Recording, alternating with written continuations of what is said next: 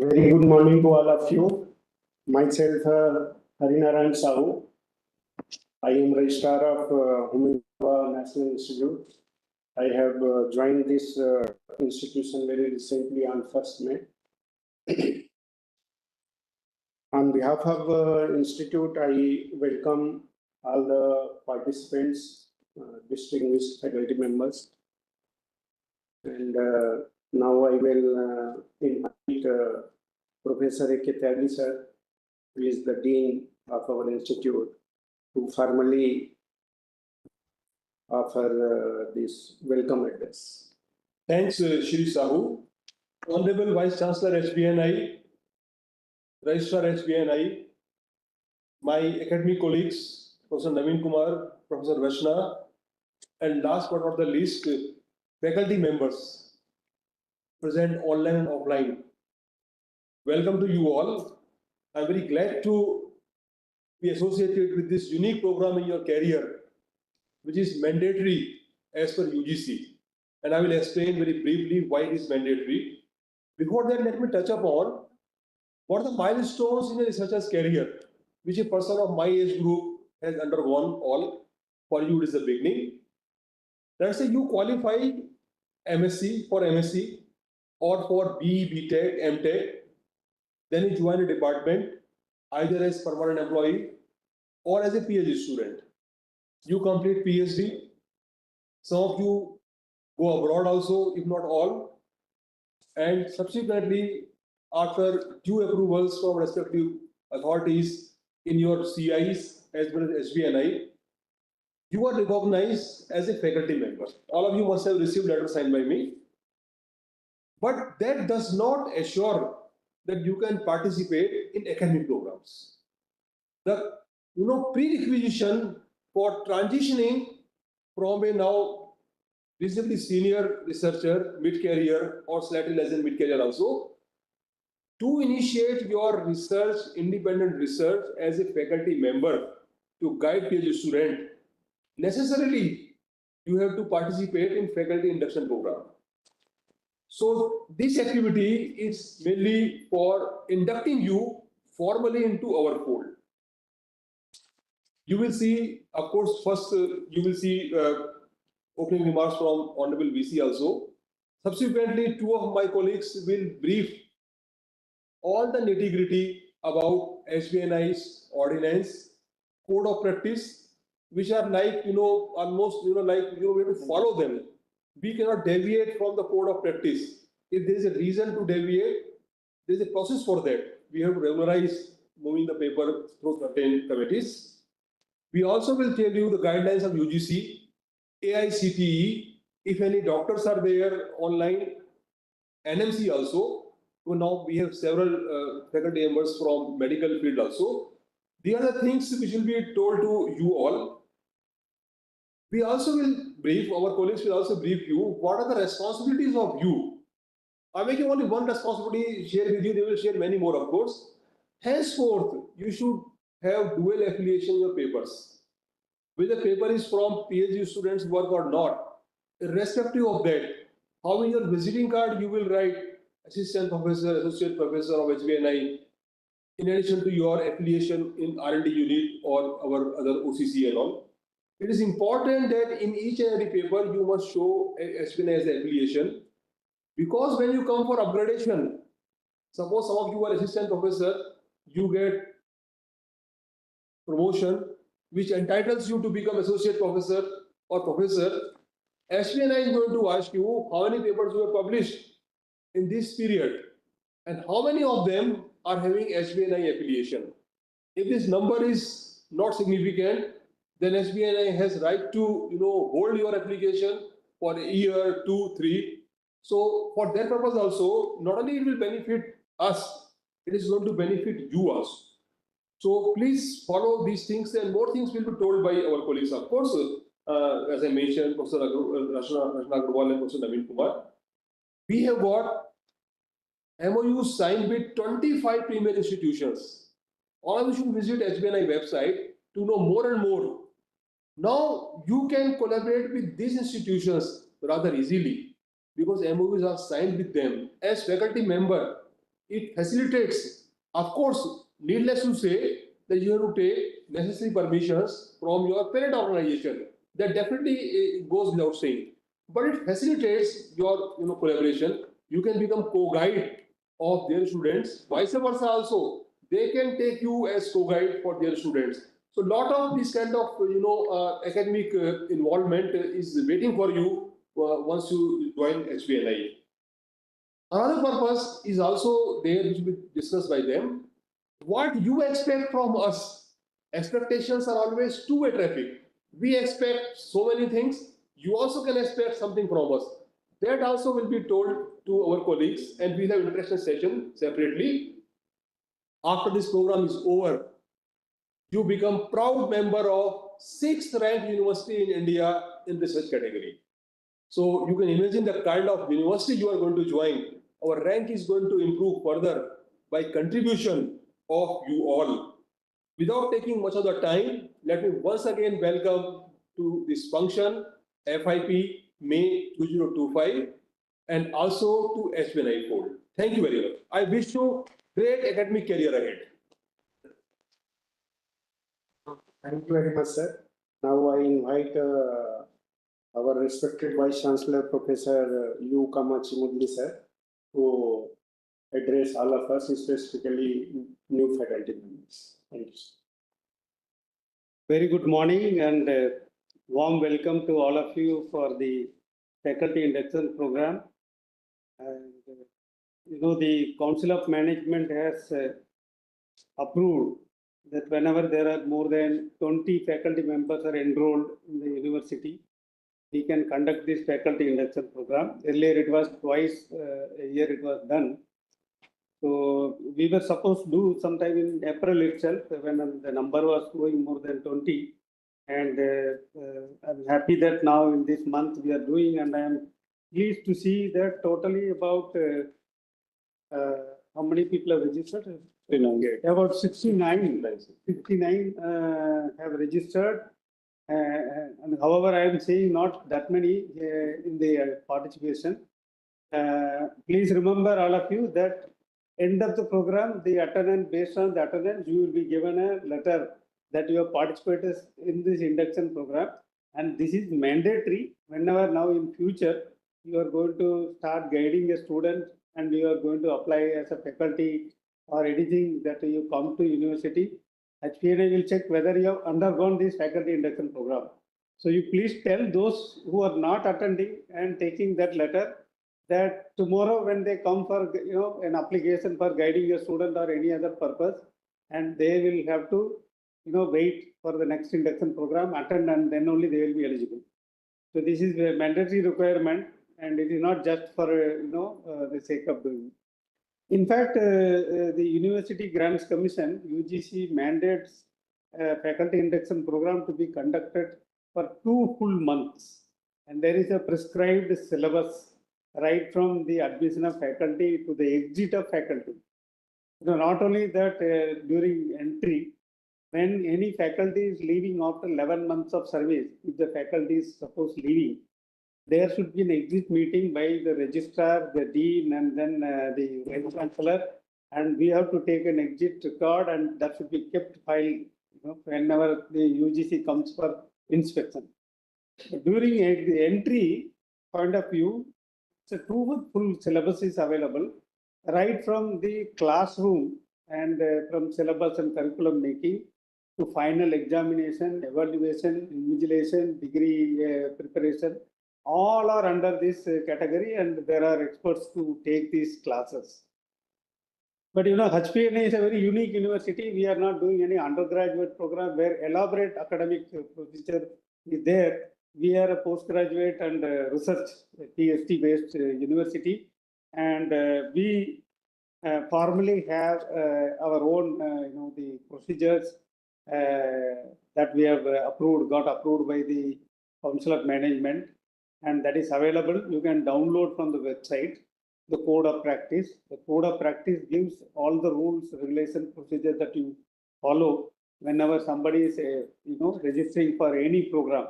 As on date, we have 45 programs in HPNI, not only PhD, there are other programs also. Anybody is getting enrolled into that, they have to, as per the course of practice and academic ordinance, this will be done.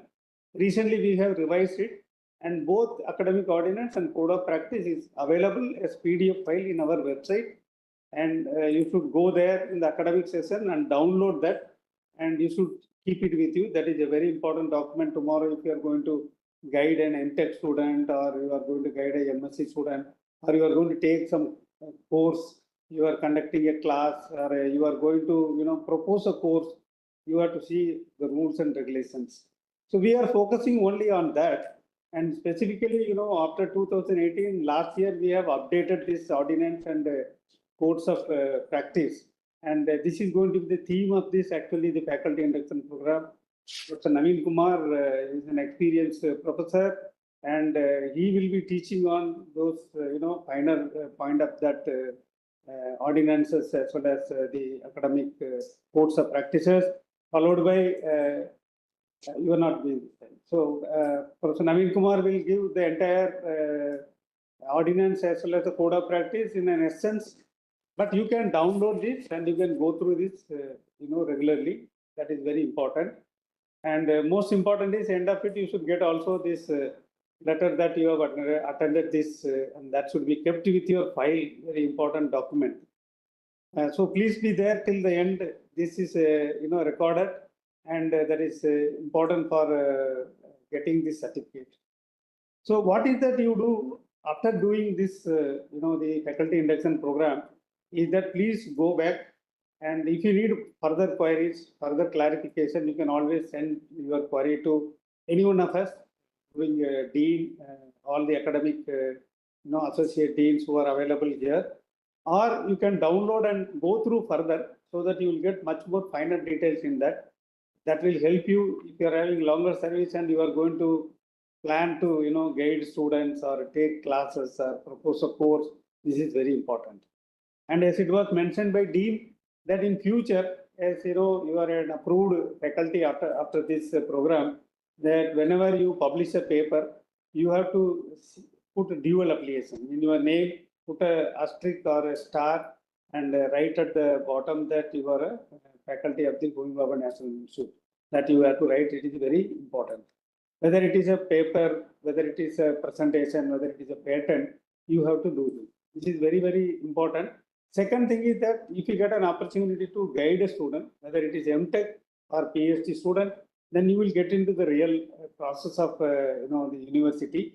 That is also important. Third one is that suppose you are doing a project as a principal investigator or a co-investigator with other universities or other institutions, or within our own DA institutions, you have to also mention there that you are also a faculty under Homi Bhabha National Institute, and you can also enter all your details in the our Anvitya site. You can go there, you can get a password, you can enter all your details like your awards, recognitions, papers that you got, and any help is needed. There is also a contact email ID there.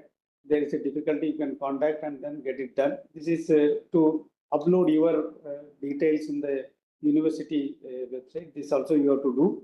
And finally, that you should also take active participation in HPNA program wherever there is some webinar, wherever there is some seminar, or any other event that is organized by HPNI or by HPNI in association with your institution. Please take active participation. That shows that we are part of a university within our DI system. All this is part of it. Whether all of us are employees of DIE, our prime job is as a scientist and engineer, we are working for the mandate of the department. However, this academic responsibility is also our part of the job, and so we have to also take care that all the regulations, practices, and ordinances and norms of the university should also to be followed as we follow the department norms, procedures, and other things. So I wish all of you all the best, and I'm sure that at the end of the day, you will get a lot of exposure to the various practices of the university. And as I said, that please download and go through. If there are any queries, please contact us. I wish you all the best. Thank you. Thank you very much, sir, for your insightful and inspiring address to the gathering. Now I invite Professor Naveen Kumar, Associate Dean HBNI, to briefly tell you about HBNI ordinances and other guidelines for faculty members. Professor Naveen. Thank you, Sauji. First of all, a very good morning to all of you, and I welcome once again all of you on my behalf, on behalf of my colleagues in HBNI, to this faculty induction program. Let me now introduce what this faculty induction program is, and I will try to cover a few things. Okay, and as sir has already told that though it's a mandatory 2 months program, but I will try to condense everything within this half an hour or 1 hour slot. Okay, so you can imagine that rest of the hard work you'll have to do on your own. I'm just going to give you an orientation, just like our training school orientation course, orientation program. Let me start with, please. Okay, see, let me give you a brief, so all of you are aware of what HBNI is. But nevertheless, you are our brand ambassadors now. Whenever you are going outside, and again, I am trying to reiterate many things which already Honorable Dean and Honorable Vice Chancellor, they have told you. This HBNI is a deemed to be university established on June 3rd, 2005 under Section 3 of UGC Act. By an Act of Parliament, this was established. And we have, it became a grant state institute of DAE on February 19, 2014. And today, if I tell you about the HBNI, basically HBNI has a distributed structure with a unique architecture, which is unique to HBNI in many ways. See, unlike other universities where you are having university and then you are having affiliated colleges, we don't have any affiliated college. We have the concept of, right now as of today, we are having 13 premier institutions of DAE, which are under HBNI. And out of these 13, the 4 are the R&D centers: Bhabha Atomic Research Center, Indira Gandhi Center for Atomic Research, Radharamana Center for Advanced Technology, and Variable Energy Cyclotron Center.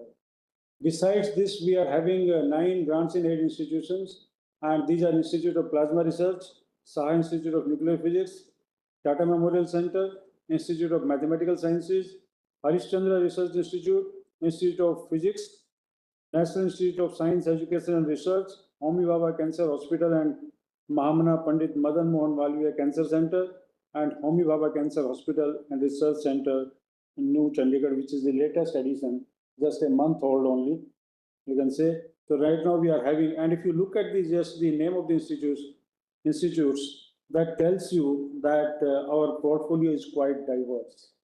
It is not only confined to engineering and science, we have medical also, we have health sciences, we have chemical sciences, we have physical sciences, we have mathematical sciences.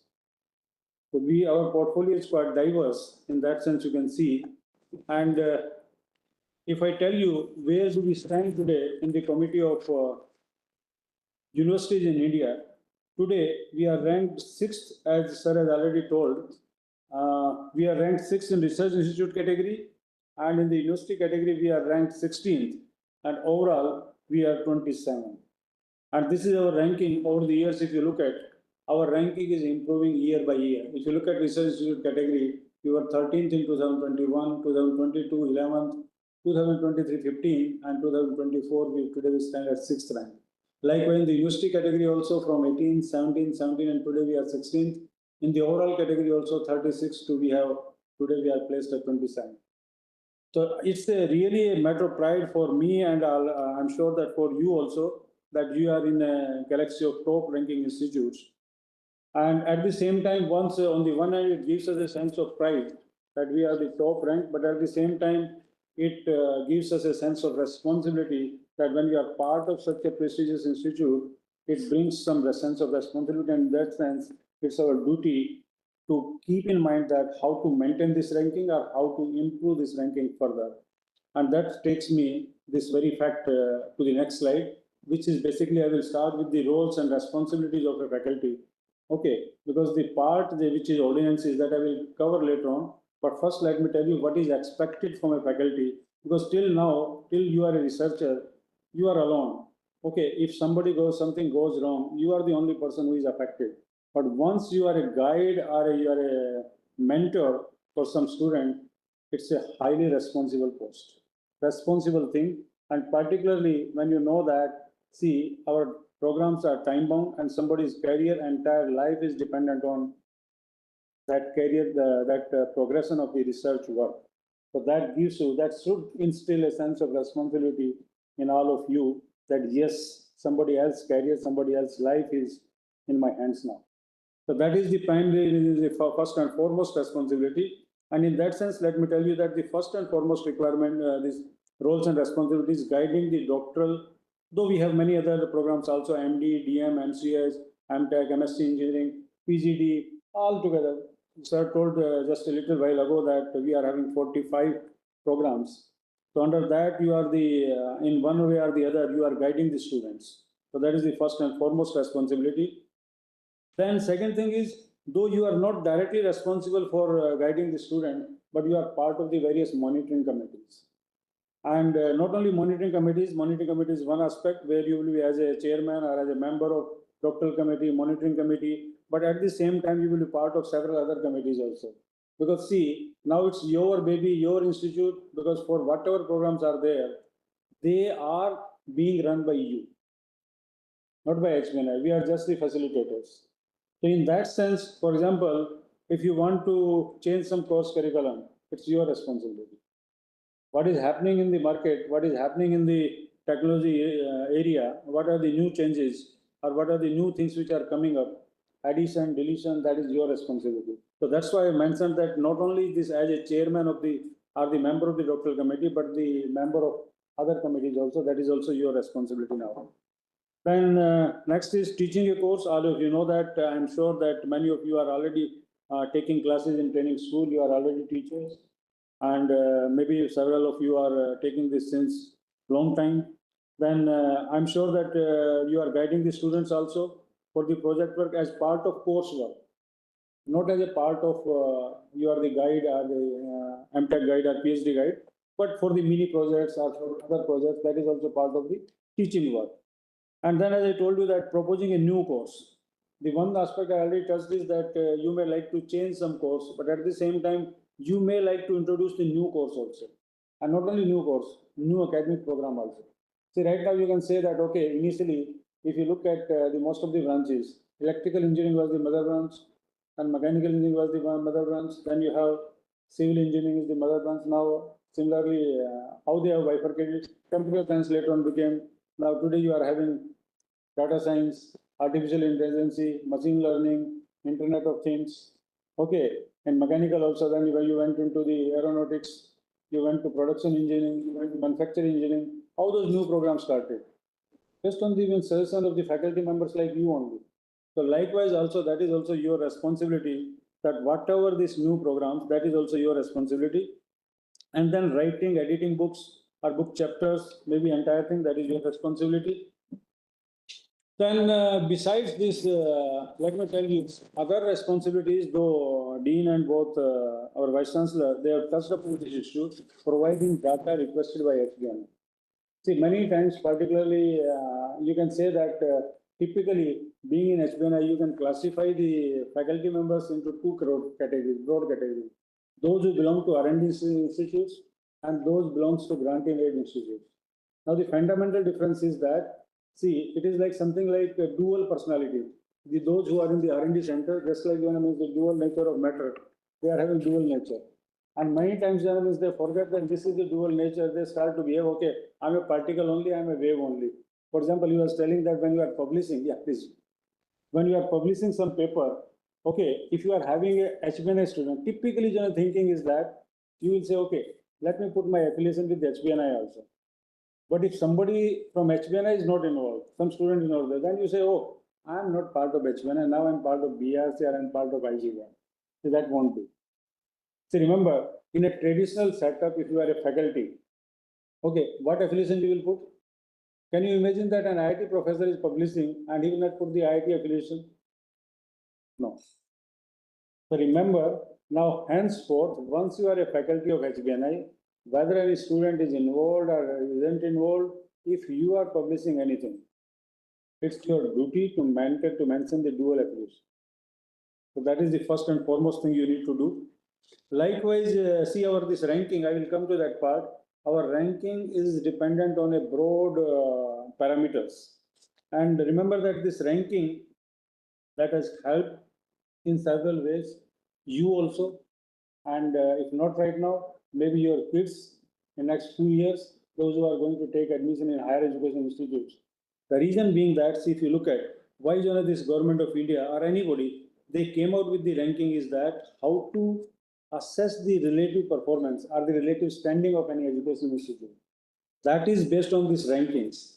And if you look at in that aspect, this NIRF ranking, which we are following, okay, I will come to this slide later on. Let me first tell you that, see, these are the parameters on which this ranking is based.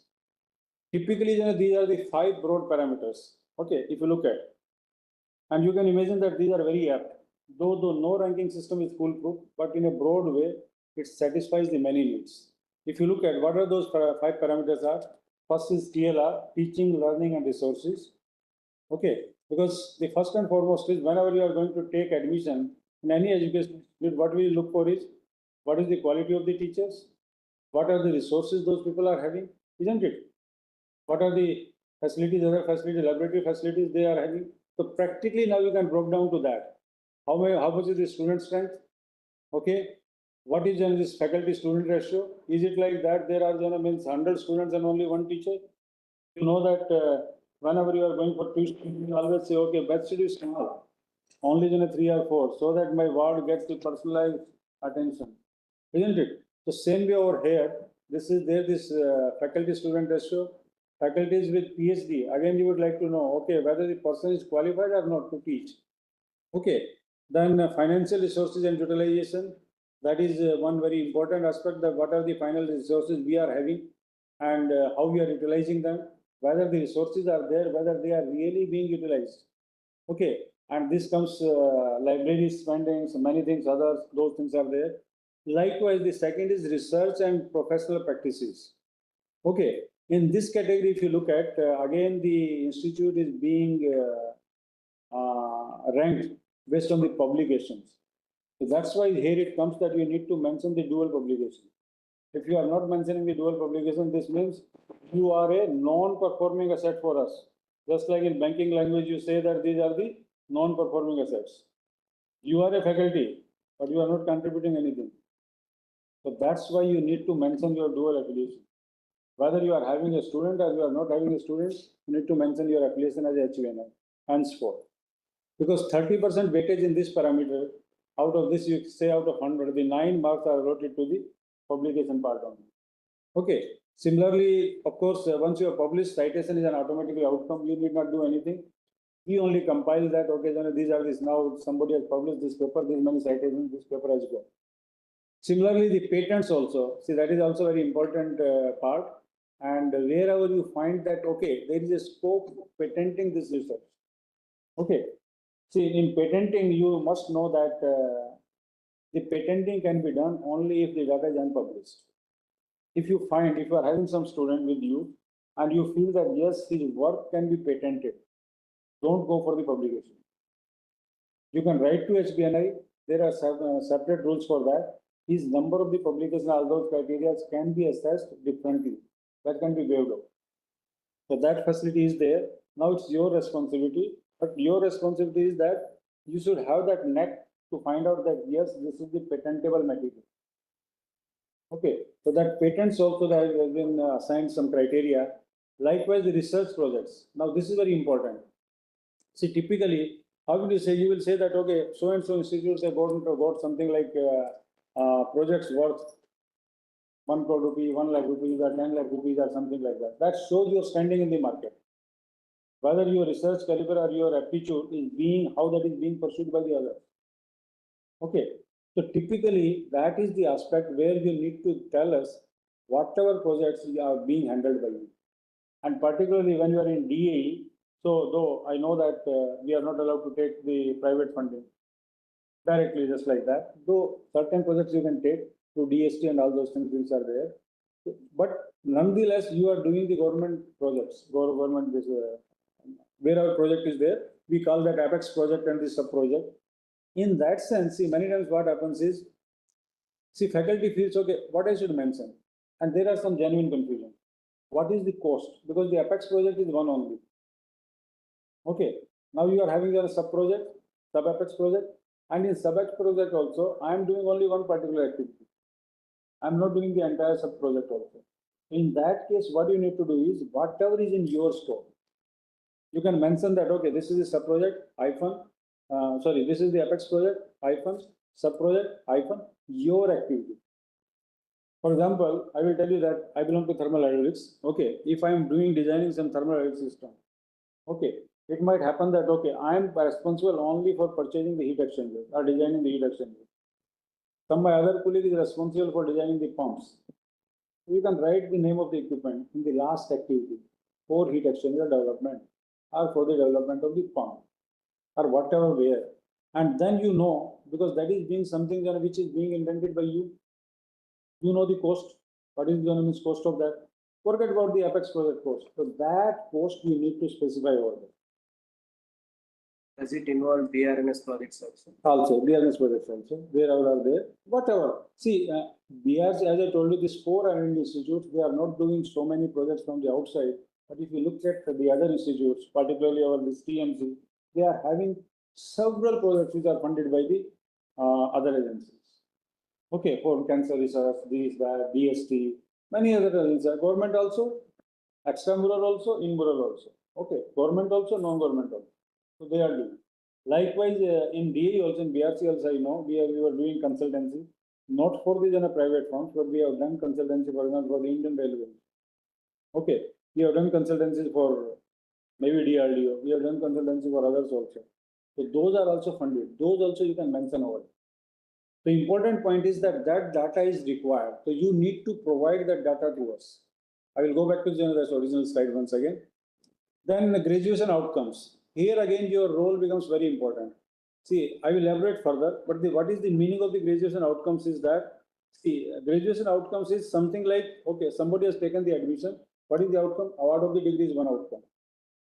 Then award of the degree, when it comes, the important criteria is that whether the student was able to complete the work within the stipulated time period. It should not happen, the duration of the PhD is 5 years and it is taking 15 years. Of course, it is not permitted by UGC. What is expected in 5 years? You have taken a student for the MTech. Okay. And typically what happens is MTech becomes a PhD project, which is in a 2 years duration, should be completed within 2 years. Okay. So that is one parameter in graduation outcomes. Of course, I was doing this placement and higher studies and value. For DAE employees, for those who are in MTech, they are taking, for them it doesn't matter, but for the other students, the students from our other the CI and OCCs, for them it's a very important parameter. For them, this median salary and all these things, they matter. And then, please. For placement, these OCS students, they are also counted as. So you are able to, project the salaries which they are getting in your NRF data. They are placed. We count them as placed. That's why I told that we have 2 types of students. That some students, they are our employees. For them, salary doesn't matter. But then we are having, as I told you, that from PMC, from IOP, from NICER, from IMSC, those are the students they get placement. So that takes into account that part also. That's why I mentioned specifically for our R&D centers, what matters is timely completion. See, then it should not happen that I'm going on to LTC and okay, why can be done later on? No. Then it should be like calendar is fixed, just like in any other educational institute. Okay, May and semester exam is there. I need to take the Viva, finish it, and then go. So that is what is the meaning of sense of responsibility is there. Okay. Then next is outreach and inclusivity. This is one parameter where we have slightly lower score. Okay. Sorry, not perception, not outreach and inclusivity. Okay, regional diversity, this is also again, this is not related to you, but this is one parameter. Then perception is important parameter. Perception is dependent on your academic peers and employers. If somebody means he has done PhD from HBNI, where is placed today? And how his or her employer, he views his contribution. So that comes under employer's perception. Academic peers is whatever work you are publishing, how that is being viewed by your peers in other academic institutes like IITs, ISC, or for that matter NITs, or even centrally funded universities. Okay, so for this perception also, see, 2-3 things we need to do to improve this perception also. Wherever you are going, see, as I told you, you are our brand ambassadors now. Wherever you are going, many of those who are exposed to these foreign universities, if you have visited any time, typically there is a culture there also. They will simply show, okay, this is my institute. And you will find that invariably 1 or 2 slides, first 1 or 2 slides, they will be devoted to institute only. Where it is located, even longitude, latitude also. And many times they will introduce even your team also. Okay, we are a team of 6 researchers. We are having this group. What is the meaning of that? Because that creates a perception about that institute, perception about that place. Okay, to create that perception also. And that perception helps you in attracting the students also, indirectly. People come to know, see, you may be belonging to engineering. Okay, why don't you mention that in HBNI we are having this healthcare programs also, life sciences program also. Briefly you explain. Because who knows? See, today is the era of interdisciplinary work. Gone are the days. Today, if you look at, most of the research is being taking place medical and electronics. Because healthcare is something which is evergreen field. Come what may, human health is a requirement and will remain a requirement. And there is a scope, there was a scope for improvement, there is a scope of improvement, and there will be a scope of improvement. And if something like Corona comes, there will be a big scope of improvement. So that is always there. So that's why I mention those also. You are not getting benefited directly. Somebody else might get benefited. And likewise, somebody else is publishing somewhere, he is presenting somewhere, you are getting benefited indirectly. So this is perception. Now let me go back to the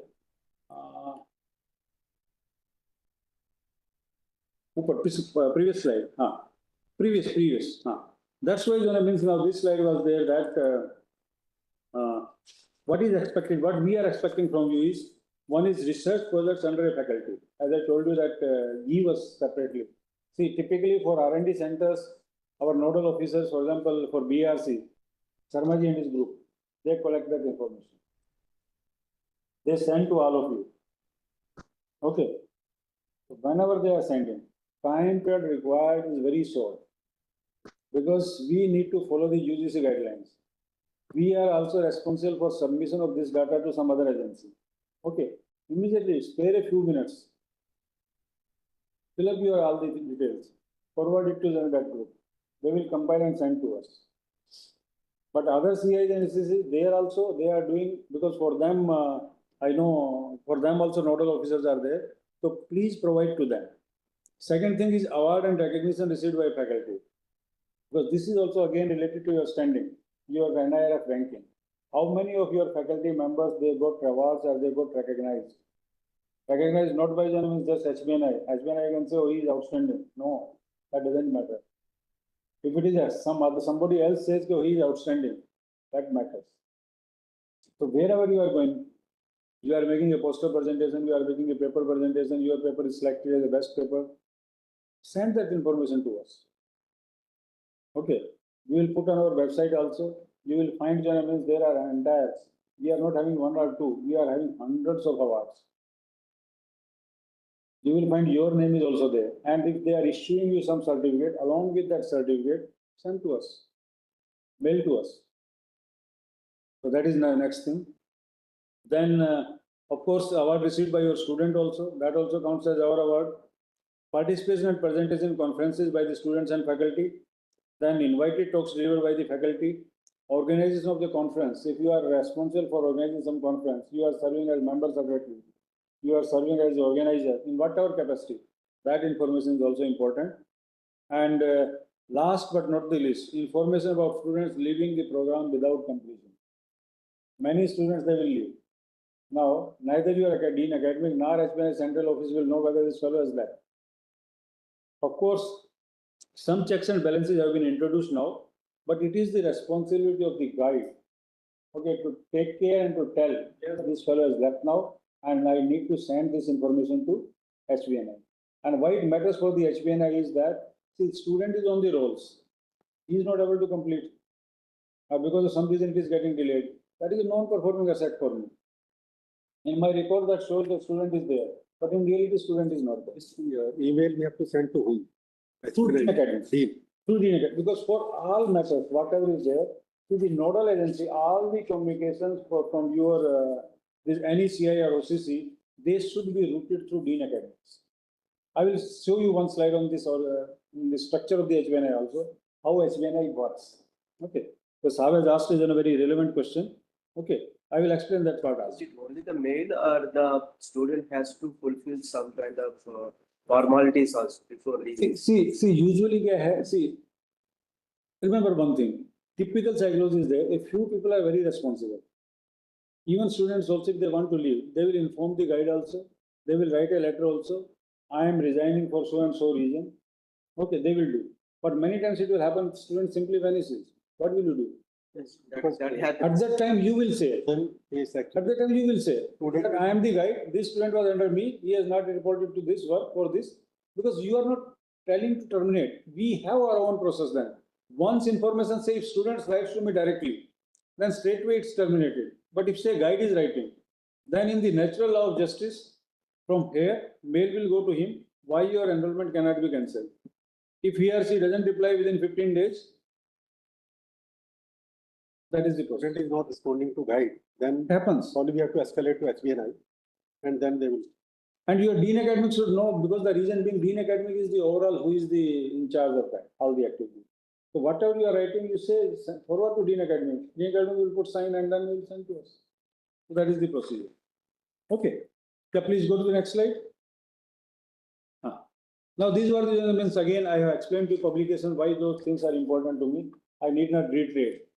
Anyways, when this is connected to our this NIRF rankings. So that's why then this is important. I told you that publications, these were the something which I have identified based on our last year's ranking, that we can improve it further on these parameters. Okay, otherwise that previous slide that I explained to you, in all totality there are 25 to 30 parameters, and those are also dynamic. Each year they doesn't remain constant, sometimes new parameters are introduced. Anyway, but we'll be sending to you. But these parameters, many of these, they are constant. For example, right now, the one in recent years, but the changes they have made is in research and professional, second category, last bullet, which is publication and citation in sustainable development goals. Keeping in mind the environmental challenges that has been introduced for that. So some new additions keep on coming. Based on that, we do. Yeah. Now this is the, anyway, I have explained what is the meaning, and likewise, yeah.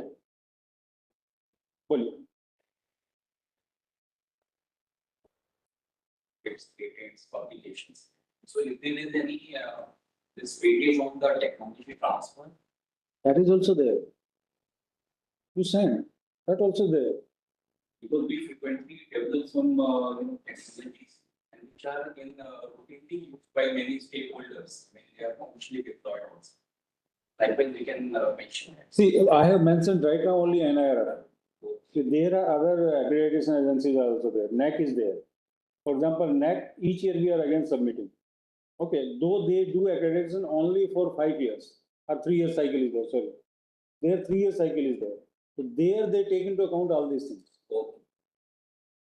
Technology transfer is also. Wherever your achievement is there, you send to us. Okay. And you can even, those things you need not maybe routed through Dean Academics also. If you feel like you have some letter, scan it, make it PDF, send it to the concerned associate dean. Associate dean means, what I mean to say is that if you are physical sciences, you belong to, so we have one person who will be corresponding for physical sciences over here, one for engineering sciences, one for like that. So when you are having students, you will come to know about those details. You can send to those people. Okay. Now this is another thing, where publication. See, publication also, see, if I say that I have made 10 publications, this accrediting agency that doesn't accept simply, okay, these 10 are there. what they do is they do third-party verification. Okay, they ask us how many you are having. And third-party verification, how it is done is through Web of Science, Scopus, Google Scholar, Indian Citation Index. And in that sense, many times means we people, our faculties, earlier though, now people are having, they don't have the Google Scholar account. Okay, so please take care of this also.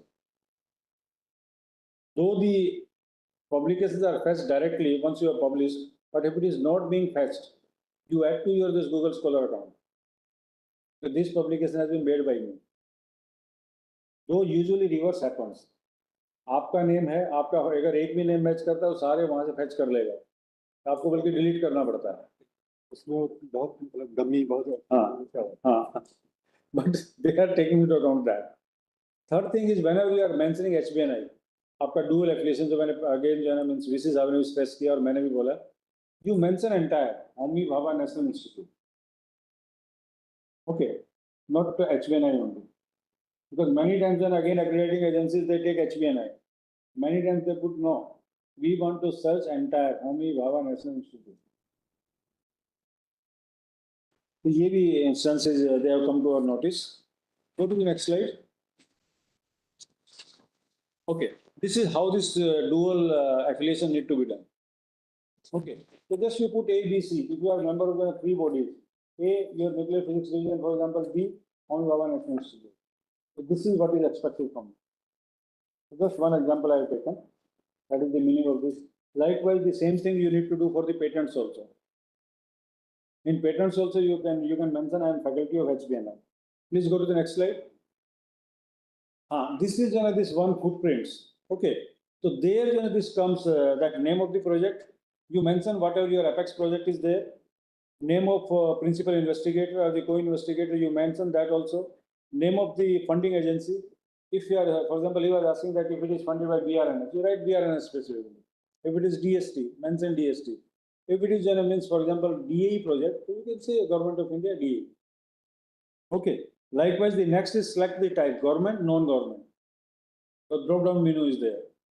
Then Department of Principal Investigator, year of award, funds provided, duration of the project, and if you are having some document, this was approved by BRNS, BRNS has given some letter. DST has given some grant letter. Okay, so that copy you can attach over. So this is what is needed. Go to the next slide. Sorry, one picture again. Funds allocated. So because whatever work we are doing, My one only. only public, Everybody will also, others also will get benefit. only this publication part. Corresponding to that only to attach the corresponding. No, it is not related to that. Whatever projects you are handling, that you can mention, irrespective of the publication. It is not related to that. Irrespective, we need not to be a project coordinator provider. You need not be. Even if you are say handling one active, for example, I used to work in solar. Say this solar technology development. That was the apex project was energy conversion. Sub project was solar. In that sub project also you have optics part, some other group was doing. Thermal hydraulics part, I was responsible. So whatever this thermal hydraulics part I know internally, because this is the fund which is allotted to me. That is the fund allotted. And there also how much indents I have put.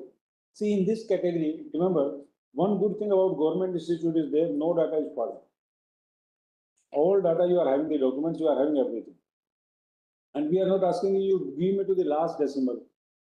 Your indent you have been raised, for example, 10 lakhs. Ultimately, it may come out to 9 lakh or 11 lakh. You put 10. Not an issue.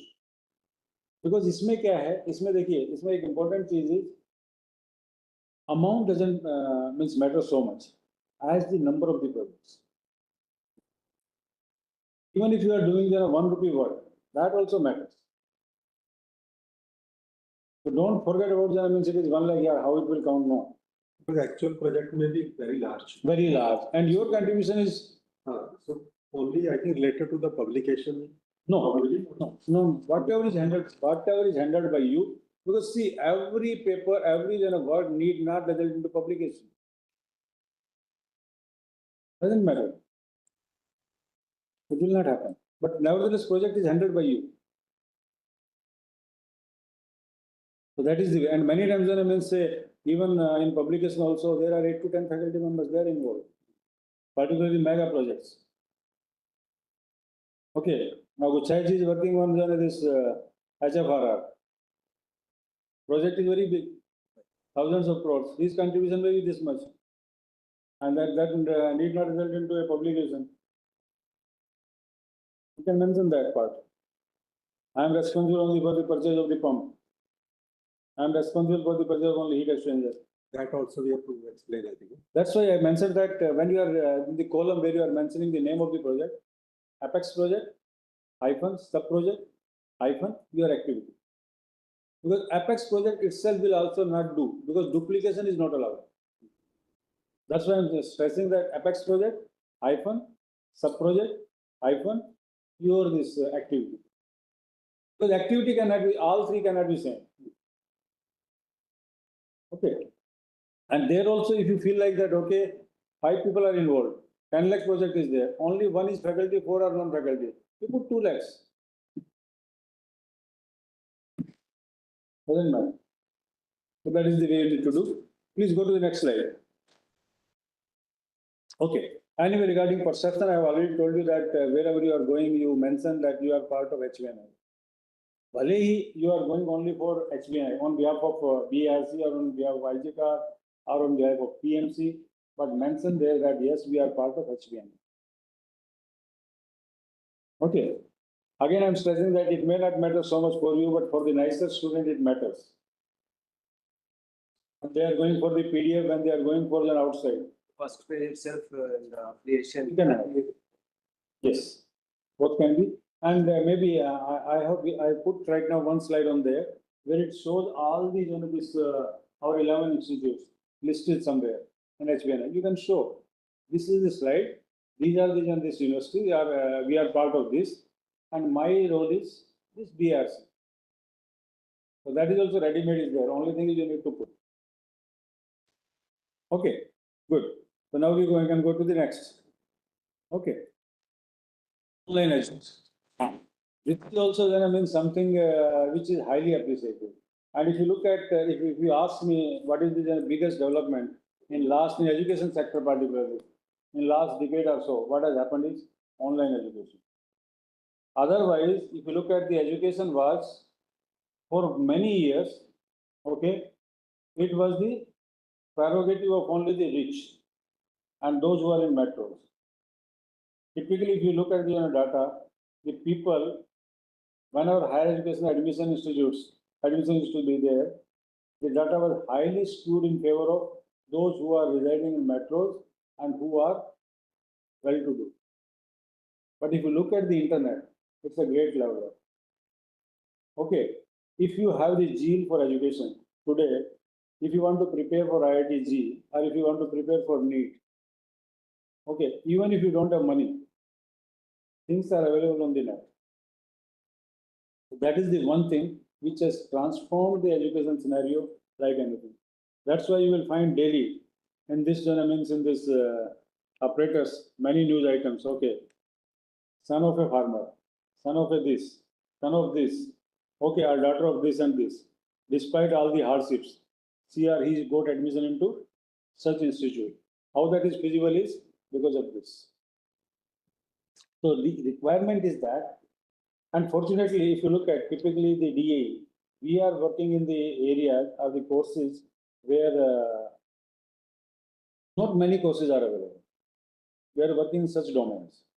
Like for example, if you look at typically the physical traditional courses, all institutes are teaching. We are not teaching. Ours is niche area. If you feel that you are having some course, you can construct, you can make some course. It will take some time. I give you the format also. Structure that course. Need not be entirely, all the lectures need not be taken by you. Okay, reliability engineering. For example, this is our Vardesa. Okay, risk-based engineering, he has plotted one course. Okay, he has done one course. Others are also there.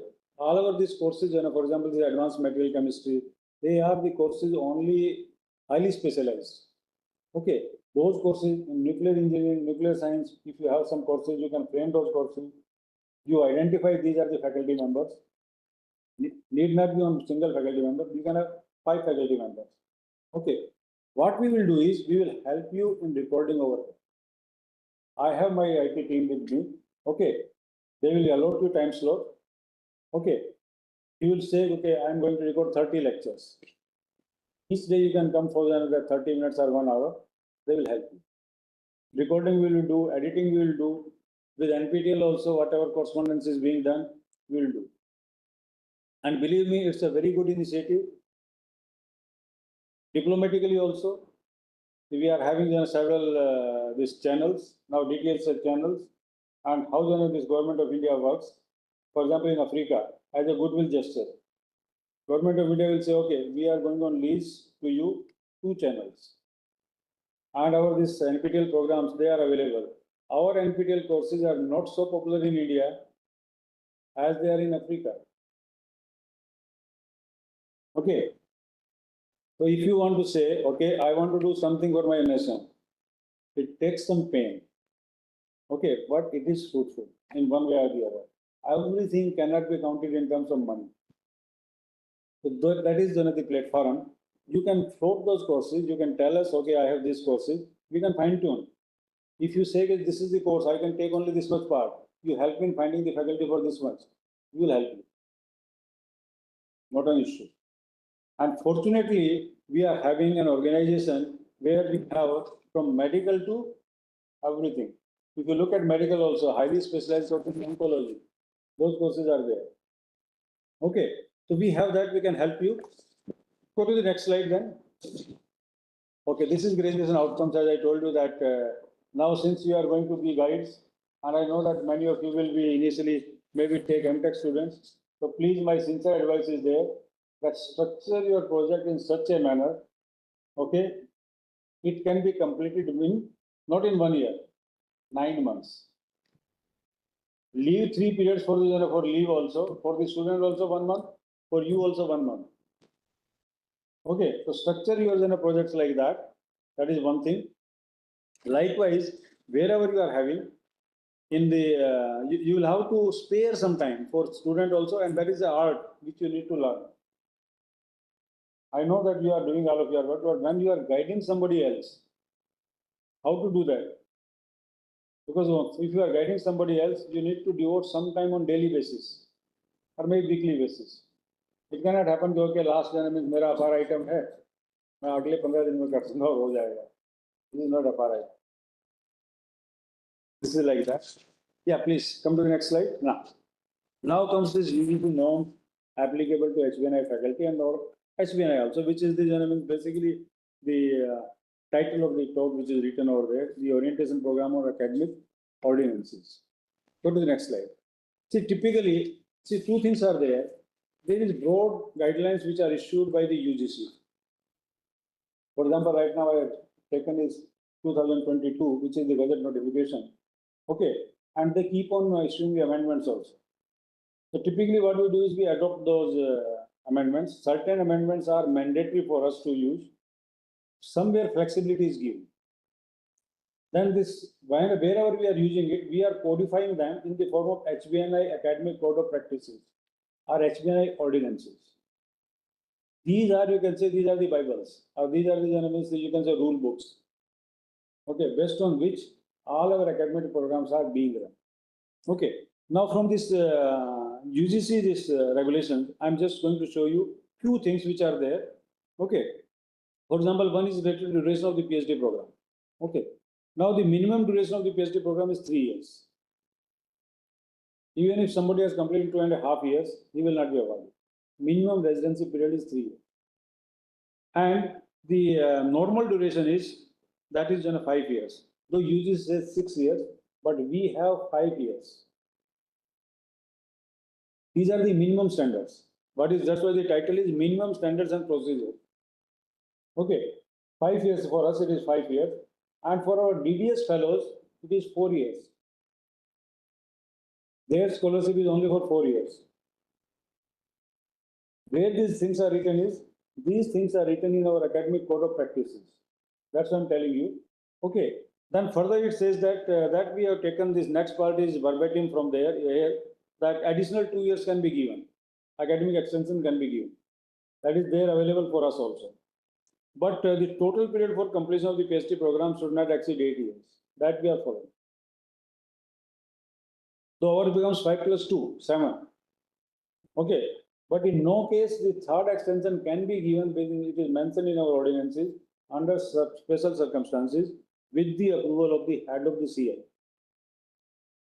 Okay, but in no case it can exceed the 8 years. It will not exceed the 8 years. Okay. 8 years Likewise- from UGC point of view or HBN? HBNI point of view. 8 years. For UGC also it is 8. For HBNI also. That's why that we have maintained 8 years. But normal duration we are giving is 5 years. They give 6 years and then they give 2 years extension. We give 5 years, then 2 years extension, then third extension is by head of this year. That's why total becomes 8. Okay.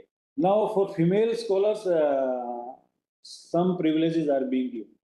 And NEP, and if you look at 2020, that gives you many privileges. Okay. So whenever you are having doubts and you are having somebody who is a female is there under you, okay, so please take care of these rules also. Ask her also to go through these rules.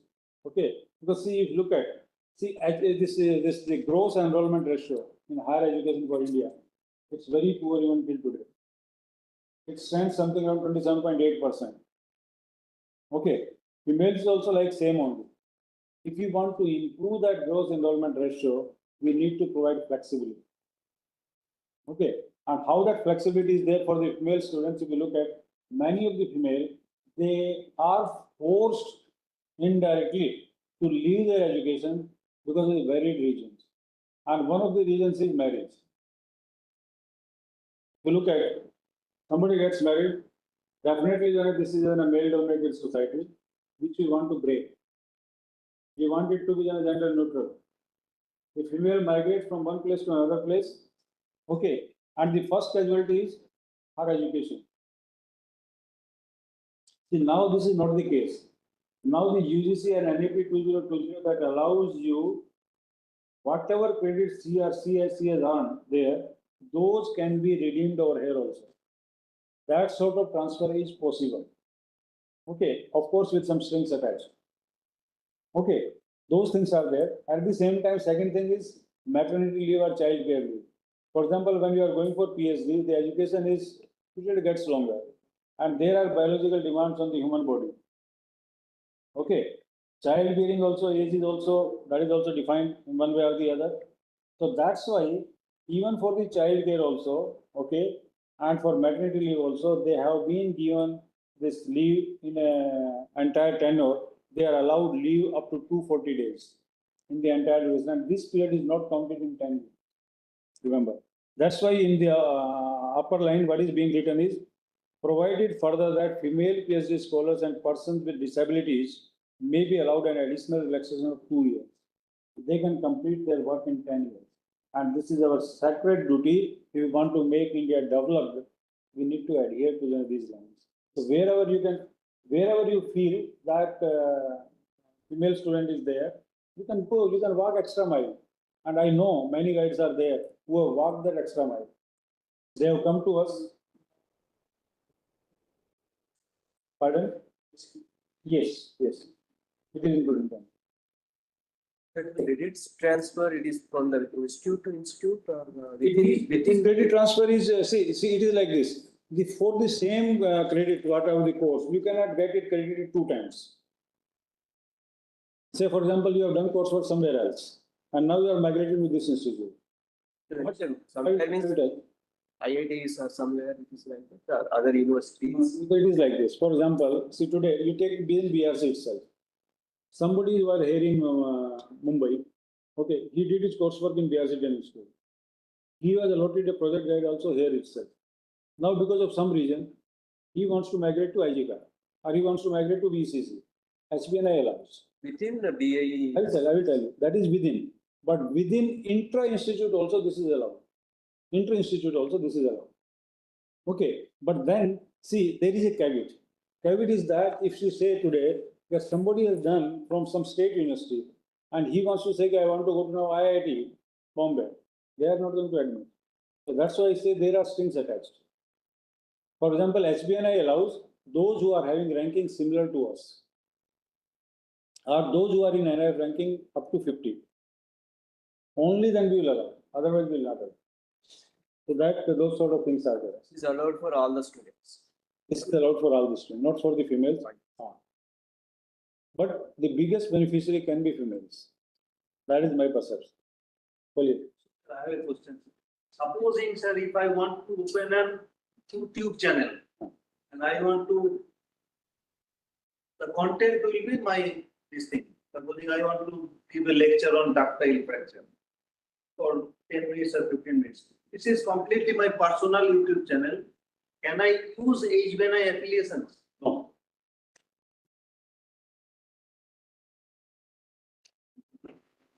See, all our academic programs, whatever I told you online, those programs are approved by BOS. BOS assesses that whether program is relevant, content is okay, up to date. That is.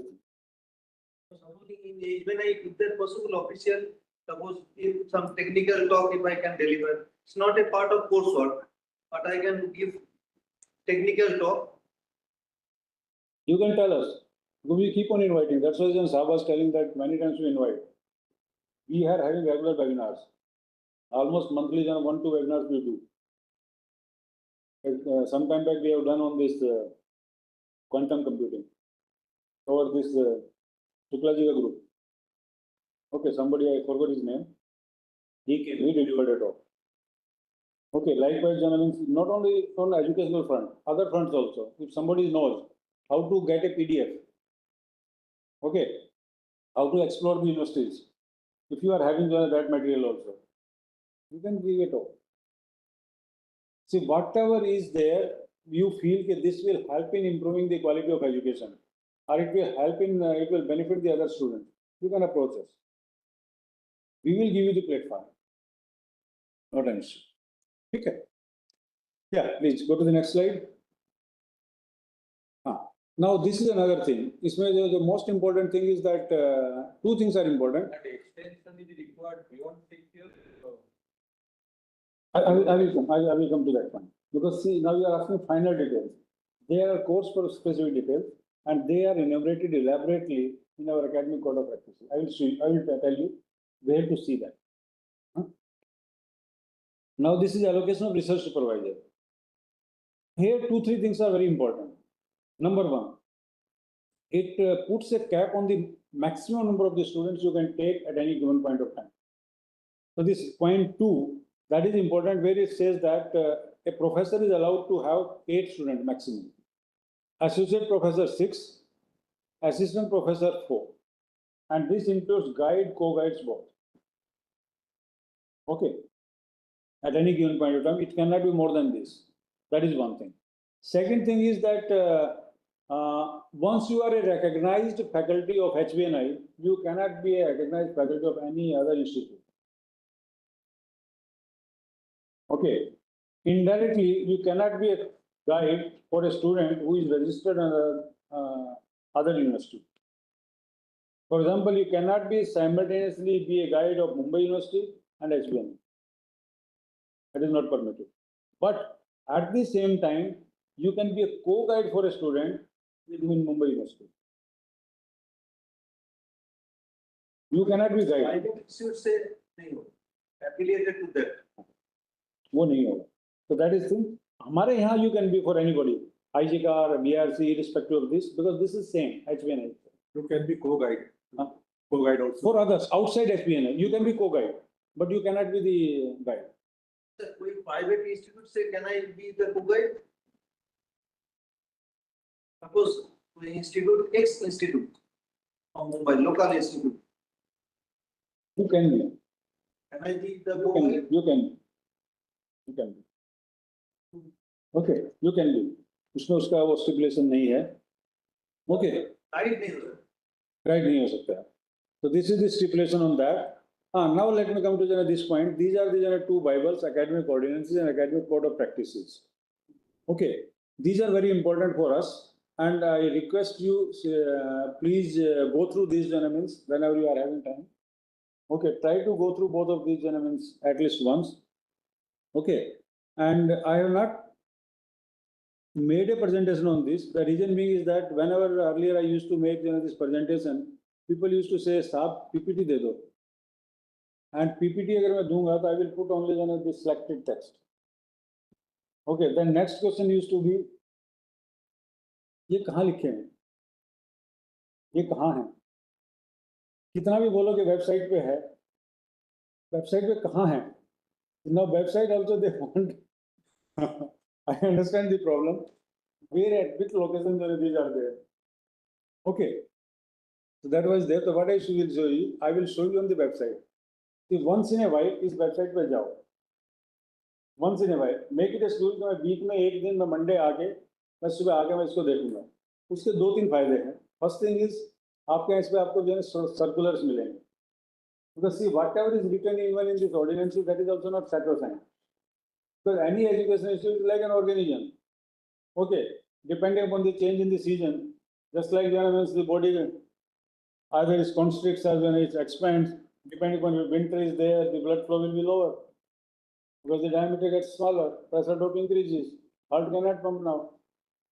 So those things are there. So what happens is, likewise, we are also compelled to issue circulars from time to time. Okay, so those changes, what we do is, for example, these ordinances, they are made typically once in 5 years. For next 5 years, what we'll do is we keep on issuing circulars. Then thereafter again we revise it because they cannot be revised day to day. They are having practical difficulties, approvals. Okay, cannot be done. So because of those reasons, you go to this website. For example, you will go over here. Okay. Now under this category, if you look at, all the things are there. For example, somebody was asking the central office. If you look at central office, what we are having, chancellor, vice chancellor, deans, registrar, academic deans, assistant deans, and all those things. That tells you about our structure. Okay, and if you look at this academics, again, look at this is the point where these ordinances are mentioned. Ordinances are there. Go to this part of these ordinances. This first part is academic ordinances. It takes you into this PDF. You can download it. Keep a copy handy with you. Okay, and this is what I'm going to tell you is that now the first part is this academics general. Okay, come back to this. So that I will show you a few things which are important from this document only. If you look at, these are our academic programs in 9 categories broadly. Okay, Doctor of Philosophy, Integrated Doctor of Philosophy, Master of Technology, MSc Engineering, okay, Master of Science, MSc, MSc in other specialized areas, Masters in other specialized areas, sorry, Integrated MSc. NICER is our only center where we are admitting the students after +2. Otherwise, all our programs are postgraduate. And that too only means not BSc degree for integrated MSc. So that way all our programs are master level programs. Then we have postgraduate and super specialty degrees, postgraduate diploma in nuclear sciences and engineering, all of you know, post MSc diplomas and certified fellowships in oncology. These are the programs. So we have total 45 programs. In chemical sciences, we are having PGD, PhD, integrated MSc, integrated PhD. In engineering sciences, we are having PGD, MTech, MSc Engineering, PhD, integrated MSc, PhD dual degree, or integrated PhD single degree. Okay. Then in life sciences, likewise, we are having PGD, PhD, computational biology and life sciences both, integrated MSc, integrated PhD. Basically, this list gives you all the 45 programs. We are having in mathematical sciences also, as I told you, 2 institutes are there. So mathematics is part of the several, but 2 institutes dedicatedly, Harishchandra Research Institute and Institute of Mathematical Sciences, Chennai. They are purely for mathematics and computational sciences. So their PhD is there. In mathematical sciences, computer science, theoretical computer science, integrated MSc PhD, integrated MSc, PhD, dual degree. Then in health, we are having PhD, MD in various specializations. Okay, DM, MCH, diploma in radiation physics, and MSc engineering, MSc nursing, MSc clinical research, MSc nuclear medicine and molecular imaging technology, MSc hospital radiopharmacy, MSc public health and epidemiology, and MSc occupational therapy in oncology. Then in physics, again, we are having PGD, PhD, integrated and dual degree PhD, and integrated and non-integrated means 2 years MSc, 5-year MSc. Then in applied system analysis, we are having again PhD, integrated PhD, and PhD in humanities and social sciences also. Likewise, this is the latest edition, 45th, to cater to the needs of the environmental science and engineering, PhD in environmental science and engineering. So these are the 45 programs, and what I mean by programs is, in the name of this, degree is being awarded. For example, you will get PhD in physical sciences, PhD in engineering sciences. That is the name which is written on the degree awarded by the HBN. Okay. Now I will come to this once again, ordinances. For all these programs, whatever the coursework is requirements, then Yes, coursework requirement is again. I will come to that part also. Meanwhile, I have forgotten something. You have asked something, no, sir? I forgot you have asked something. I forgot that structure. How this movement of these documents is there. एक करेंगे उसको एक बार आते हैं. Just थोड़ा सा इसके बारे में बताओ. हाँ. आप ले सकते हैं. I will tell इसमें क्या है. आप ले सकते हैं, ऐसा कोई इश्यू नहीं है. This is the structure of the HBNI if you look at. See, what we are having our apex bodies, Council of Management, Academic Council, Board of Studies, HBNI, and Standing Committee of Deans. This is our central office, you can say. आपका CI level पे क्या है? Student is there at the bottommost level, then guide is there. Then guide basically means is again for each and every student, you are having a doctoral committee where its progress is being monitored, and then doctoral committee is reports to Dean Academics. Now, Dean Academics, though we know that the director of CI or head of the CI is under that, but typically all the communications to HBNI that comes from this Dean Academy. Okay, so whatever forum is you are there or whatever this is there, you are not supposed to submit directly to the HBNI central office. You submit to the office of Dean Academics. Dean Academics are supposed to send all the correspondence to us. I hope this clarifies. Okay.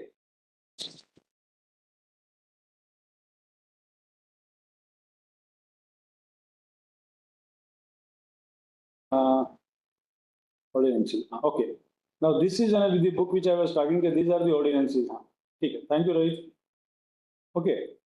This ordinance is general. This means they are applicable to all. Okay. I will only go through the important points. ये मैंने already discussed किया हमारे 9 जो programs हैं. Okay. Now if you look at CI and OC level these committees. Okay. As I told you already that each CI OCC shall designate one or more Dean Academics. Okay. Now, for example, DRC, we are having 1, 2 for engineering sciences, 1 for physical sciences, 1 for chemical sciences, and 1 for life sciences. In certain CIs, maybe 2, depending on the number of the students. 2 can be clubbed to 1 dean. But the meaning is that at CI level, you are having 1 dean academic. Okay, he is responsible for that. This responsibility is also written. Dean Academic of CI/OCC is responsible for ensuring that the academic programs at the respective CI/OCC are conducted as per ordinances. Whenever you are having any doubt, you are supposed to approach to Dean Academic, and they are supposed to guide you that how to go. Okay. Now, likewise, academic committee is there. All of you know that the role of the standing academic committee is, as he was asking me, that if I am having a student in this, I am registered in physical sciences, I want to take 1 student from engineering, or whether it is permitted or not permitted, that is the prerogative of standing academic committee. Because see, why you are disciplined, why this has been made? Because there are certain system recognizes some expertise. Okay, it should not happen that, okay, you have taken students, but you are not expert in that domain. So that, to ascertain that you are meeting those requirements, that is the responsibility of standing academic. Okay, you have to approach that. So that is the case. Now, likewise, admission, etc. Okay, that is okay. It is there, general things are written. Then somebody was asking student transfer policies, academic tenures, they are also written over here. Okay, academic calendar, attendance, again for attendance and leaves. See, many times when this communication comes to me, okay, इसको मैं छुट्टी दूं ना दूं या कितनी छुट्टियां मैं दूं, okay, that is not our prerogative. It is mentioned over here clearly. They are governed by the respective CI and OCG. Okay, so you go by those rules which are there. Declaration of the results, general procedure is mentioned over here. Program specific details are there in each. Now, these are some of the, again, very important table. Okay, student comes, student doesn't know many times. They ask you, कि मुझे अभी मेरी transcript चाहिए, कौन देगा? Because एक typical चीज क्या है? You are having a now R&D center. Education institute में ठीक है, आपके पास एक academic office है, वो वहाँ चला जाता है, जाके बोलता है मुझे ये चाहिए, तो somebody guides कि हाँ ये procedure है. But when you are having research scholars under you in R&D center, at that time you should know this is the procedure, this is the way it needs to be. Things are written over here. Okay.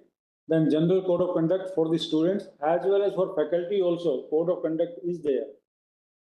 Okay. Some bare minimum decorum, not only the elements from other points of view, but need to maintain. Those things are also mentioned. Okay. Now these are the ordinances again for PhD. These are not so much relevant until unless there is some conflict is there, big conflict is there. But otherwise, for practical purposes, what is relevant for you is Rohit एक बार site पे आएंगे हाँ site पे go to the next this I opened this ordinances हाँ open that अच्छा उसमें वापस जाना पड़ेगा yeah code of practice हाँ code of practice हाँ okay this is code of practice over there this gives you in detail आपने जो ये again this is general part. This highlights the general things, but program specific, if you want to know that, this was in a rule. Somebody was asking that whether then this transfer is possible or not. I told you that transfer is possible, this credit transfer is possible. We have our rules. Number one is, the institute has current NA net ranking A+ or above. The institute has NRF ranking within top 50. Because we are ranked 6th, we have decided we will not take beyond 50. 50 first we will not admit. Our next is this should be Institute of National Importance. So these are the strengths which I was talking about, that these are the strengths attached for the credit transfer. So all those things are mentioned over here. Likewise, this NEP 2020 that permits you many other things. For example, the academic breaks they permit. They permit you even earlier exit also. See, earlier what used to happen? आपको या तो BTech मिलेगी नहीं तो आपको जो कुछ नहीं मिलेगा. Now it is not like that. If say somebody has enrolled for integrated MSc and is 5-year duration and students wants to exit after 2 years, maybe he can be given one certificate. If it is 3 years, he can be given BSc degree. If he is having exiting after 4 years, he can be given this postgraduate diploma, something like that. So those provisions are also there which are permitted by NEP 2020. Now these are the minimum credit requirements which somebody was asking. For different courses, what are the credit requirements? These are also again as per UGC. Credits will be counted after you are registered. Pardon? Credits, counting of credits will be counted once you are registered for PhD. Once you are registered, not only for PhD, for any program. For any program. See, even for an MSc also. Okay, for that also, for example, for MSc, integrated MSc, class 12th is the entry level. Credit requirement is 180. You will find that typically the courses which they structure, they will have 200. Where minimum requirement is 180. If they are giving 179, it is not recognized. Where they will do the coursework? No? Coursework they will do there only. This is in our NISA. They are doing. The HBNI is funding them. Is it like that? Or And that is like our BRC, CI is there. That is our CI.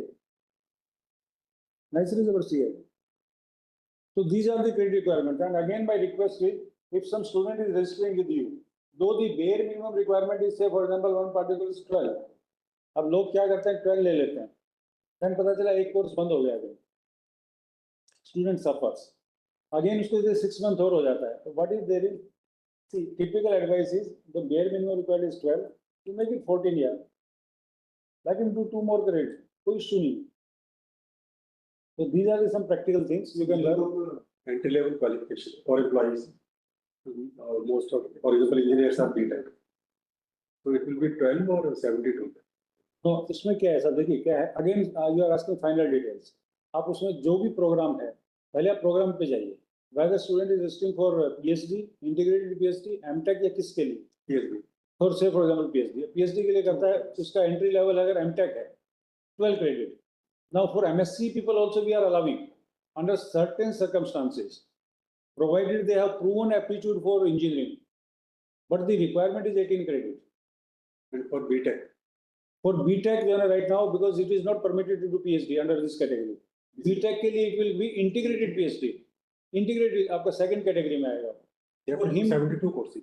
72. Employees also. No. Again आप उतना मत जाइए.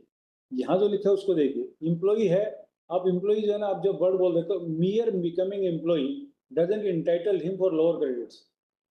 Like आपके back mind में जो question है वो ये है. He has already done the training school course. That's what I'm trying to. हाँ, आप वो बोलिए, तो उसमें उसको कंसेशन है सर. नॉट ये कि वो बीटेक है. If he is only BTech, let it be employee, let it be non-employee. 72. Like tennis school. If he is not from training school. If it is a tennis school person, then there are there. तो आपके लिए उसमें है, आपको दिखाता हूँ उसमें. ये जनरल है. Already MTech मिल गया है. Okay, I will tell you now. earlier there was no MTech. Only. It is there. It is there. For example, now in each this one code of practice I will tell you. Typically, it is general, admission, academic programs. Okay, more or less these headings are same everywhere. Okay, monitoring committee, thesis review. अगर आपने एक को पढ़ लिया तो आपके लिए जो है ना easy हो जाता है. General में it simply says कि this ordinance is applicable for which programs. Applicability tells you कौन से हैं आपके. जैसे for example PhD. This PhD is applicable for PhD in this. But this should not be confused with integrated PhD. That is governed by separate. Second thing is additional pertinent documents. Okay, if somewhere it is there, somewhere it is not there. Admissions. Now इसमें देखिएगा, इसमें लिखा है कि minimum आपका क्या है. यहाँ डिटेल्स आ गया आपका. जब जो क्वेश्चन पूछ रहे थे, केमिकल के लिए क्या है, इंजीनियरिंग के लिए क्या है, लाइफ साइंसेज के लिए क्या है, मैथमेटिकल साइंसेज के लिए क्या है. ओके, each one का यहाँ डिटेलिंग दे दिया है. Then it tells you the qualifying marks also. Details are over here. आपको क्या क्या है.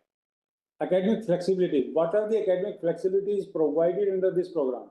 Students को क्या क्या flexibilities हैं? They are mentioned over here.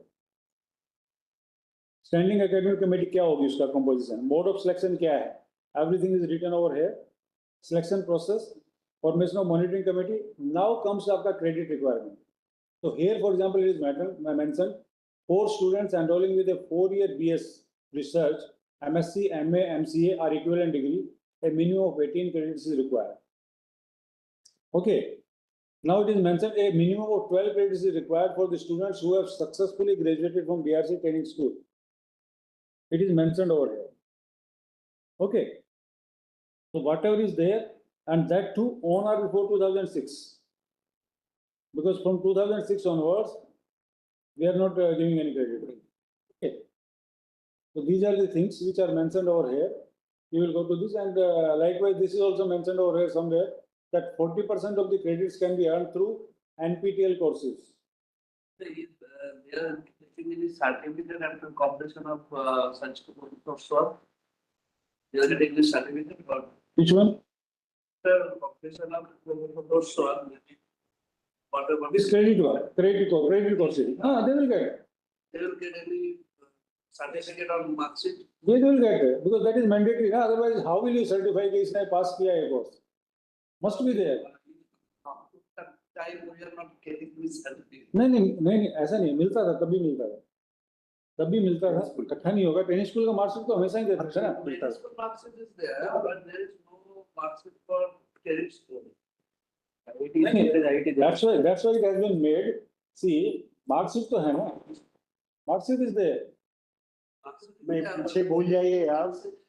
What Professor Naveen Kumar is telling, you please concentrate on that. Now, whenever you are completing your coursework and earning the requisite credit numbers, then you will be given coursework completion certificate. Institute will give, no, wherever it is. It will give. Wherever he Institute will give. That's what. He probably saying earlier that was not there. मत कराएंगे अभी पर Separate, उसको separate discuss करते हैं. I mean, I came to take some questions from our faculty members.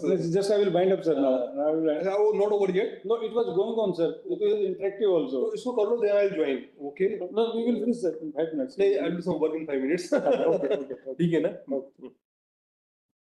So these are the all details mentioned over here. Okay. Now see, I don't expect you to remember all these rules in one go. But what I expect from you is that you take a copy of this, download on your PC, and before approaching us or before you are approaching Dean Academics, first you go through this. तो मेरा ये question है, मेरा ये programme है, मैं इसको जाके एक बार पढ़ लेता हूँ. That will help you a lot. Yes. We are also going by these rules on now. We also cannot deviate. So these are the things. Annual reviews, publications, everything is mentioned over here, and including if you are having some confidential thesis, those rules are also mentioned over here. How it will go. Okay. So this is there for each and every program. That is all what I have to say, and maybe then I can invite Dean. Although we have Online we have to fill something. pardon. Online form we have to fill. Anuvidya. Anuvidya, yes. Anuvidya, then what you will do is you will have to fill up one form if you want to take email ID of the HBNI. Okay, that is one thing. Second thing is that once you become a faculty, some number will be assigned to you. Okay, that assigned that number, and I think password is something like default password is first, that is date of birth. Okay, that if you are having, you can have. Otherwise, you can ask my IT team. They will tell you. They will guide you. कैसा है? Site पे जो एक help desk करके है, helpdesk@hbni.ac.in. आपको IT से related कोई भी क्वेरी है, you can direct to them. Check the need and write to us. Okay, they will resolve. आपका जो वेब पेज है, where our faculty page is there, you upload all your details, your photo, your research areas, your publication, everything. You can do that. और बोलिए sir. जैसे आप लोग BTS में है, या सी Same way, same way. जो भी डॉक्यूमेंट्स है डाटा खोज रहे थे तो उसमें प्रोविजन है अपलोड करने का. उसमें नहीं है. ये डाटा क्या है? देखो ये डाटा क्या है. फर्स्ट थिंग इज ये टेम्पलेट जो है ना, जो आप जो बोल रहे हो, I can put there also and you will put maybe due course of time. But first thing is many times this template keeps on changing, because this is not something like I am collecting for my personal interest. This is basically being collected for UGC or other accrediting agencies. So whatever format they give, it need to be sent to them. बुलाएंगे sir, साहब को phone कर लो, बुला लो, क्या करेंगे. पीने का जो ईमेल आईडी है अकाउंट प्रपोज करते हैं उसको अपलोड करना. आप एक फॉर्म है, साइट पे पड़ा है, साइट पे फॉर्म पड़ा है ना, HBNI फैकल्टी के लिए, इसके लिए ईमेल आईडी की साइट पे है. See I will tell you. Side पे नहीं, आप इंग्लिश पे मेल कर दीजिए, हम लोग करो. I text. Otherwise it's compulsory. Three we have to एक बार साइट इस enroll there. Or बैठ जाता हूँ. this is just for email ID only. हाँ, सी इसमें देखिए आपका क्या है. आप मोस्ट ऑफ द थिंग्स ना they are available over here. For example आप अगर इसमें जाएंगे, स्टूडेंट्स में जाएंगे, यहाँ देखिए academic awards forms, academic calendar, HBNI newsletter and everything, and then जो है ना इवन लास्ट में जो है आपके forms, these forms are also available, program specific, all the forms, everything is available over there, sir. Yes, so I'm sure today's session with Professor Naveen Kumar and our registrar of HBNI must have been useful to all of you. So I thought I should join. Usually I join once these presentations are over to take some questions from you and also suggestions. Questions are anyway okay, but suggestions to us which can further. Now you are member of our family, so please feel free to give some constructive suggestions also. Members present here and also those who are offline. Yes, please. I have one question. Please introduce, because I know many of you. myself, my personal confirm the CTM. Okay, very nice. Sir, over the few years, I have been observing, I don't know what is the status now. See, in IITs, if you see, the students, they have got, in a specific period of time, they have got annual progress seminars. And I have been observing previously maybe, that is not happening in FPML. In a fixed period of time, because maybe depending on the committee's chairman, this kind of problems may be there. But in IITs, they have got specific period in July, August, you should complete this thing. I have not had. thanks. I understood your question. I fully agree that there were delays, and whatever reasons, either Dr. Committee is not able to spare time, or a student is not busy, or other reasons beyond one's control. That also can happen at times. So to streamline this, what we introduce now, we introduce delayed submission fee. If one is late by 1 month, one has to pay 1,000 rupees. 2 months, 2,000. And more than that, then director of concerned institute has to write to us not to charge more than 2,000. So this has resulted in remarkable regularity, and this is the first time we introduce. It is not a good decision, but because but what to do now? It is used as a minimum deterrent. This word you must be now seeing on the television also. So it was used as a deterrent only. So now it has improved a lot, and believe me, it is going to, people are going to comply. Unless there is genuine reason, no one should delay it. Those who have registered, let us say on 1st January of the year, 31st December previous year, they should do and submit. Those who register on 1st August, they should finish well before 31st July, because submission also should be there before crossing the date of enrollment. So it is going to become the delay payment. Is it from the student you are making? Of course, But I am telling that they may be coming from the chairman or Yes. connecting the. let us admit to there, it can happen. In that case, if just you drop an email, I will talk to concerned group director, I will talk to director BRC, director IBK, you name the person, and we'll ensure. I know, but now guides are also equally. Suppose a student make a complaint that my delay is because of guide, it goes against the guide also. So it is going to improve. And let us also not forget that IITs are such an old system. These are the teething problems the young university faces. IIT Kharagpur was, I think, established way back in 1950s, was first IIT in our country. So they have gone through this phase. But I'm not saying that we should not be at par with them. We will be.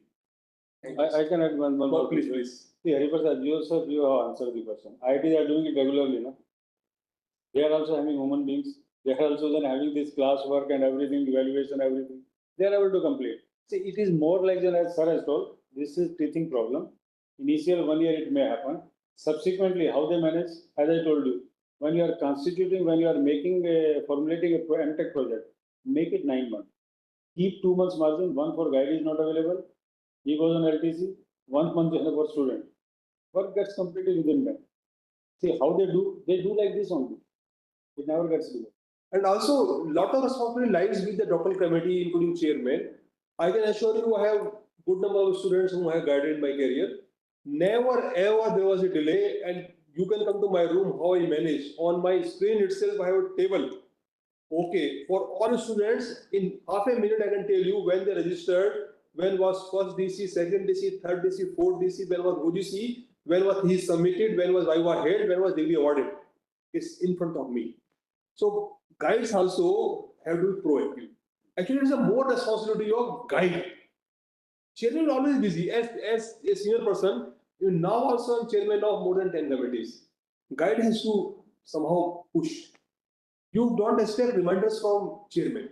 Guide is the most important person in entire PhD program of the student. Okay, other questions?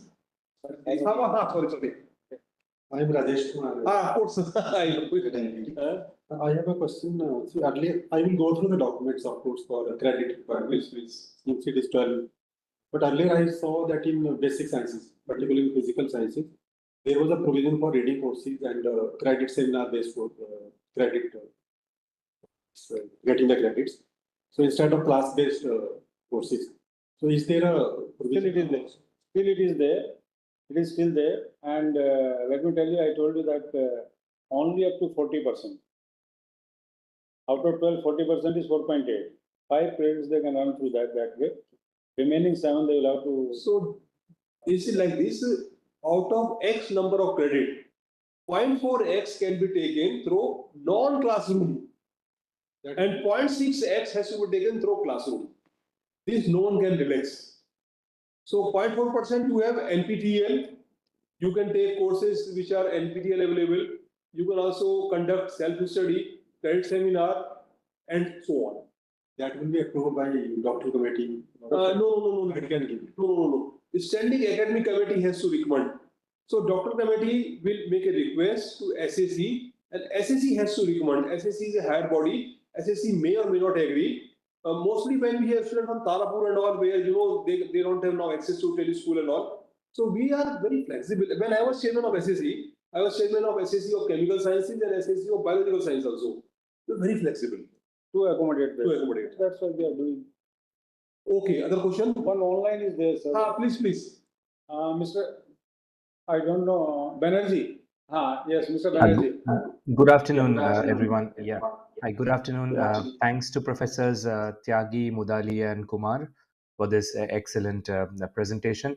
So I have two technical questions. I don't know like whether these questions, how relevant these are. So the first one is basically, you talked about in one of the earlier slides, Professor Kumar, about the Sustainable Development Goals. So I'm a particle physicist and I work in collaboration with CERN like quite regularly. And so, for instance, we work on sustainability in particle physics, which is not directly linked with Indian programs. So how do such things which I work on get represented as part of like HBNI's work? Do I even get to do that? Yes, Dr. Shankar Banerjee, thanks for asking a very relevant question. There are 17 Sustainable Development Goals set by UN. Exactly. And Prime Minister of India gave commitment to the world community in 2021, COP21 summit at Glasgow, UK. And India is committed to achieve net zero by 2070. In fact, I have a talk which is so happened coming week I am giving twice. Talk's title is Sustainable Development, Role of Nuclear Science and Technology. On 13th, I am giving this talk at ACTRAC, and on 17th, I am giving this talk at INAE Bhubaneswar, Indian National Academy of Engineering. Okay. So out of 17 development goals, in 8 to 10, nuclear can contribute directly. Sometimes we'll discuss, sometimes you are from VCC? No, I'm from IMSC. I'm a theoretical physicist.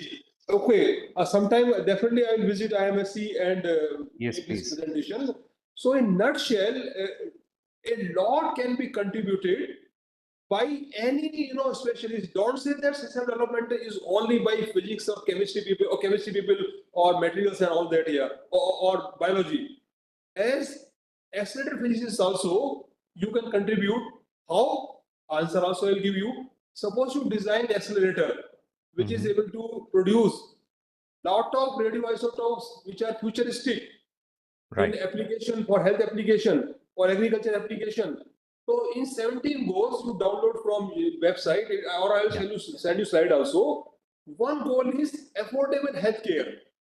Right. So in affordable healthcare you are already contributing.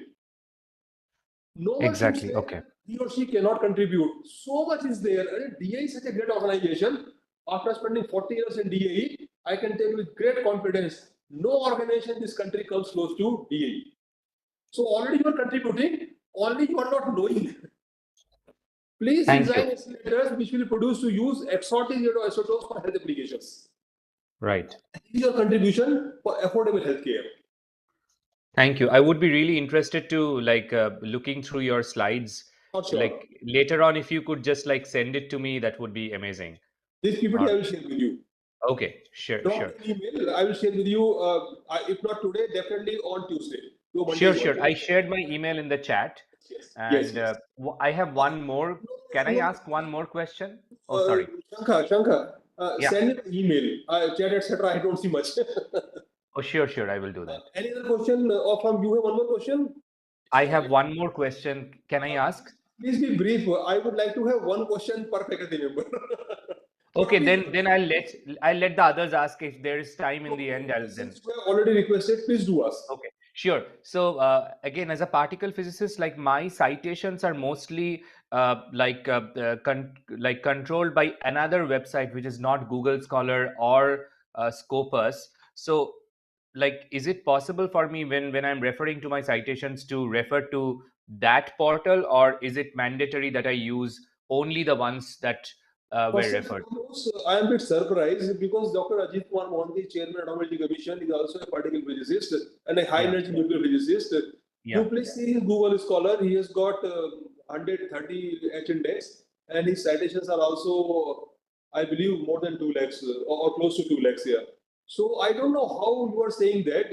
Now No, I coming to have Google Scholar. It's just that Google Scholar is the not most accurate one when it comes to theoretical particle physicists. So That's this what I'm matter, saying. this matter, you please take up with Google Scholar. There is a chat box there also. You can flag the Okay. issue.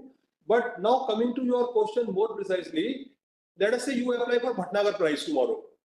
Mhm. You apply for Yuva Vigyan. Now they call it Yuva Vigyan Bhatnagar. Right. All these fellowship nominations, fellowships or awards from Government of India. In Mhm. fact, they insist for citation and HNDS from Scopus. Okay. Many of them Okay. Google Scholar they don't want. Google Okay. Scholar is Scopus is more accurate. Yeah. Okay. Scopus or Web Okay. of Science. Okay. Okay. Thanks. So Thanks, Professor. please see Scopus and Web of Science also. If you Sure. don't have access to Web of Science, we will do search for you. I will ask Okay. your colleague. Okay. Thank you. Thank you, sir. Now questions from others also. Sure. Yes, sir, I came from my query. Vijay. I really small. No question is small. Actually, some students employee working the AMD and MCA, so they are their AMD not part of the. So you ask question on such a right day. Yesterday on AMD is going to become our OCC in coming months. Yesterday we had 3 hours brainstorming with additional director of AMD, Dr. B.K. Sharma. We were right here. All their doubts, their clarifications, we have clarified. Their doubts we have clarified. And AMD is very soon going to join us in next 3 months or so. So what about Asian? This is part of our vision. In due course of time, my personal vision is that we will integrate UCIE, we will integrate PSUs also, including NPCIL. CMD NPCIL, we were sitting in the committee for more than 2 months, and he told me several times that NPCIL also should be part of this, and we are going to initiate process. Give us some time here.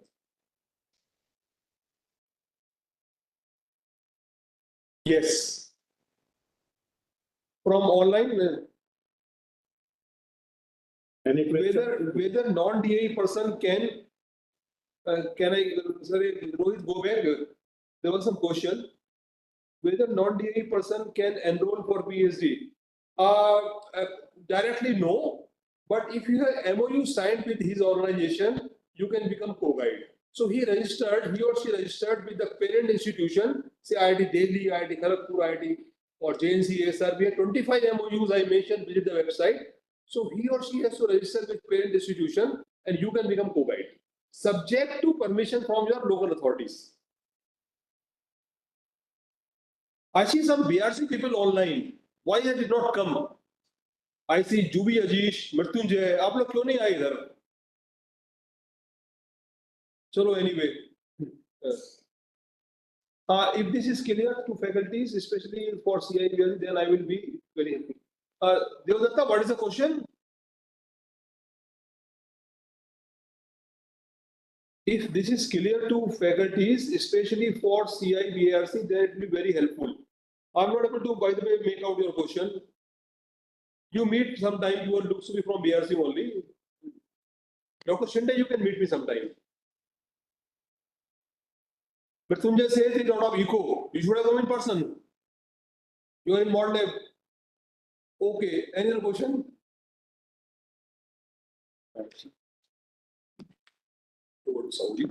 Hello.